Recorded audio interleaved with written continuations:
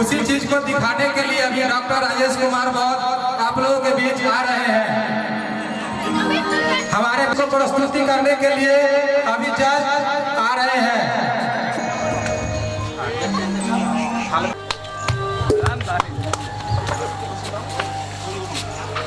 देख लीजिए हमारे बाप दादा पहले कैसे थे और क्या थे।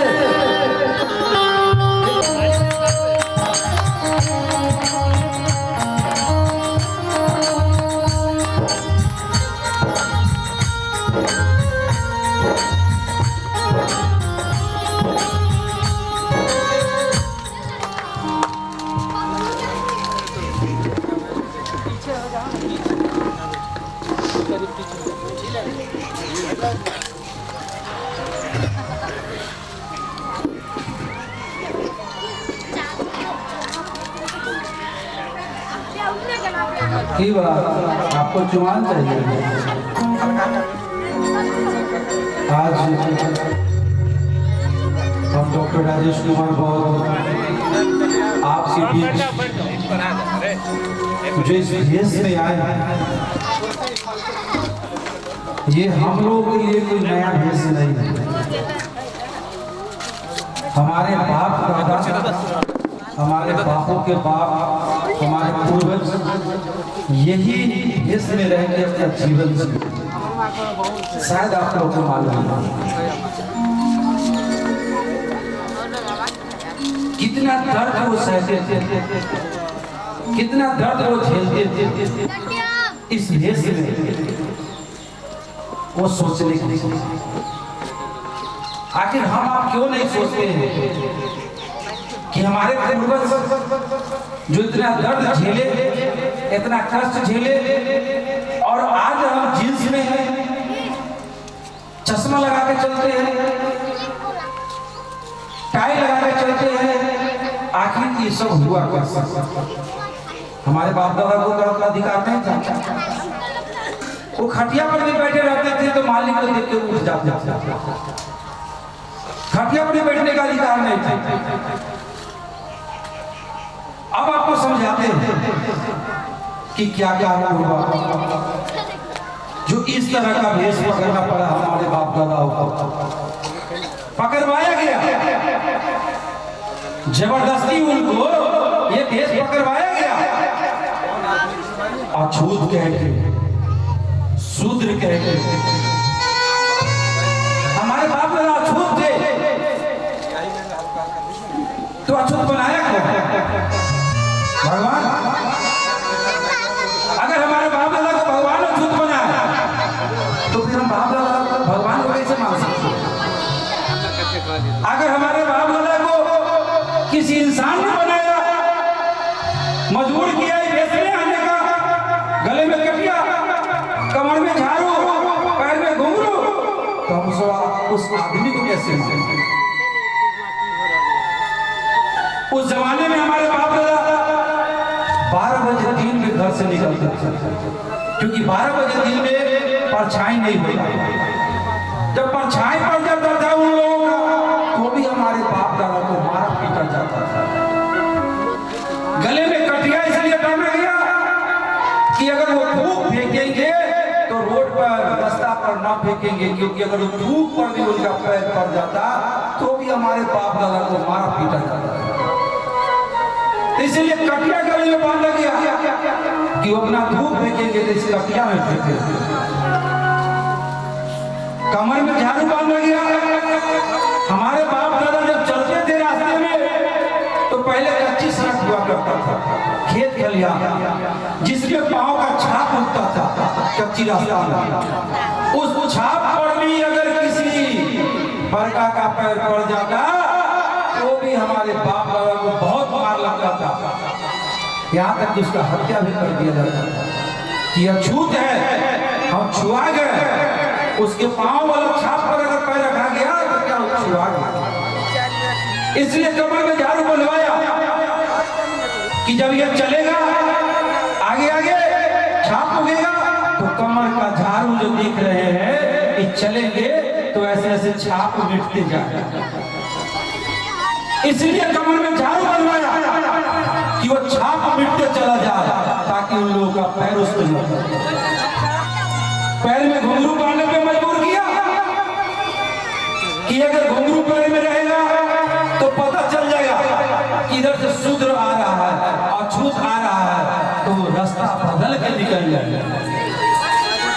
तो इतनी 10 भरे जिंदगी हमारे बाप दादाओं ने जिया, और भगवान उस समय भी थे, इंसान उस समय भी थे, सूर्य उस समय भी उगता था, सभी देवता भी थे, पर हमारे बाप दादा के गले से कटिया, कमर से झाड़ू किसी ने नहीं उतारा। अगर हमारे बाप दादा के कमर से झाड़ू, गले से कटिया उतारा तो उतारने वाला डॉक्टर भीमराव अम्बेडकर।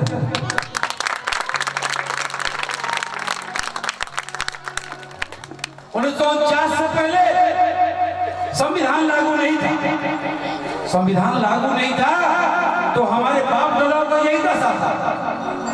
लेकिन बाबा साहब जब 1949 के बाद संविधान लागू किए, 50 में संविधान लागू हुआ, बहुजनों को हक अधिकार मिला, तो जाके हमारे गले से कटिया भी हटा, कमर से झाड़ू भी हटा, पैर से घुंघरू भी हटा, और हम आ गए इंसान लायक जिंदगी जीने में। नहीं तो जानवर से बदतर जिंदगी जीते थे हमारे माँ बाप। और आज आप लोग कहते हैं सब दिल उनके हैं। सोच लीजिए, आपके बाप का यही दशा था, उनके बाप का यही दशा था, उनके भी बाप का यही दशा था।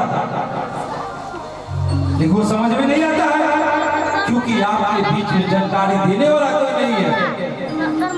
तो मैं कहता हूँ आपको कि भगवान उस समय भी थे, भगवान आज भी है। तो उस समय हमारे भगवान जो है हमारे बाप दादा के गले से कटिया नहीं हटा सकते। तो जो कुछ करना है शिक्षा लेके ही करना है, पढ़ लिख के ही करना है। और जब शिक्षा से ही सब कुछ है तो हम शिक्षित क्यों न हो, हम स्कूल क्यों न जाए, हम विद्यालय क्यों न जाए, हम पढ़ाई क्यों न करें, हम आधी रोटी खा के विद्यालय क्यों न जाए, हम नून रोटी खा के बच्चों को क्यों न पढ़ाएं। तो आज आप जींस में है, पैंट में है, कोट में है, आज आप लोग को इज्जत से बैठाता है तो उनका दिया हुआ नहीं है। अगर दिया हुआ तो आपके बाप के बाप के बाप का, जिनका नाम है डॉक्टर भीमराव अम्बेडकर, उनका गुण गाइए, संविधान पढ़िए। और जिनको लगता है कि संविधान से नहीं मिला तो आप मनुस्मृति पढ़ लीजिए, आपका औकात आपके सामने आ जाएगा कि आपकी क्या औकात थी। उस जमाने में हमारी बहनें को, हमारी माता को छाती ढकने का अधिकार नहीं था, छाती ढकने का अधिकार नहीं था। मूला कर ब्रेसलेट इंग्लिश में बोलते थे, पैसा देना पड़ता था तब आप छाती ढक सकते थे। मारे हल्ला काय कर रहा? अब बताइए हमारी माँ बहनें कैसे रहती रही? इसकी लड़ाई बहन नांगेली ने लड़ी, आदिवासी बहन नांगेली, उन्होंने अपना दोनों स्तन काट के दे दिया, कहा कि लो ना स्तन रहेगा ना हमको टैक्स देना पड़ेगा। ऐसे हमारे माँ बहन 10 जेल की जिंदगी जी है, और आज हम कहते हैं सब दिल है उगला के। अरे उगला आपके बाप को क्यों नहीं मिला, आपके पूर्वज को क्यों नहीं मिला? अगर कुछ देन है तो वह संविधान का देन है, जिन्होंने बाबा साहब आपके लिए लिख के गए, बना के गए और हक अधिकार दे के गए, जो आज आप कुर्सी पर बैठे हैं। हमारी माता मेरे कुर्सी पर बैठे हैं, और नहीं तो आप तो कुर्सी पर बैठने का, आप एक भोग विलास करने का वस्तु थे। ना फैसला ले सकते थे, ना बोल सकते थे, ना कुछ कर सकते थे, सिर्फ घर में खाना पका के खिलाने ही लायक आपका औकात था। और आपका इतना भी औकात था कि आपका पति अगर मर जाए तो जीते जी आपको भांग पिला करके उसी सैया पर जिंदा जला देने का अधिकार, जिसका नाम था सती प्रथा। विधवा को घर में नहीं रखा जाता था, बाल मुंडन कर दिया जाता था, यही तो अधिकार था। इस सब अधिकार से अगर आपको कोई निकाला है तो है डॉक्टर भीमराव अम्बेडकर। कुर्सी दिया है तो है भीमराव अम्बेडकर। आज अगर अच्छे अच्छे कपड़े गहने पहनना है तो दिन है भीमराव अम्बेडकर का। और आज आपको इज्जत से कोई दूरा पर बैठाता है तो वो दिन है भीमराव अम्बेडकर का।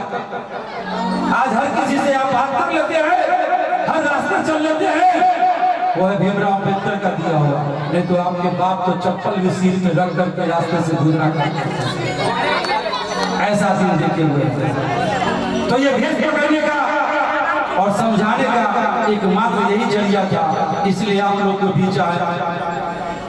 और सोचिएगा, समझिएगा, जितने लोग YouTube चलाते हैं जरूर देखिएगा कि डॉक्टर राजेश कुमार बहुत गलत तो नहीं बता के चला गया। एआईजी फिल्म देखिएगा, बुद्ध जी का फिल्म देखिएगा, गले में मटका हुआ टांगा हुआ फिल्म मांगिएगा, यूट्यूब देगा, तब पता चलेगा कि नहीं उन्होंने सही कहते। और मेरा यूट्यूब चैनल है अपनी बुद्धि अपनी सोच, चैनल का नाम है अपनी बुद्धि अपनी सोच, तो जरूर देखिएगा, सब वीडियोस पे लोड होता है। तो माता बहने, हम यही आग्रह करना चाहते हैं आप लोगों से, भाई बंधु यही आग्रह करना चाहते हैं आप लोगों से कि पढ़िए, लिखिए, शिक्षित बनिए और डीएमएसपी कलेक्टर बनने का सोचिए। घंटी बजाने से कुछ नहीं होने वाला है, कुछ नहीं होने वाला है।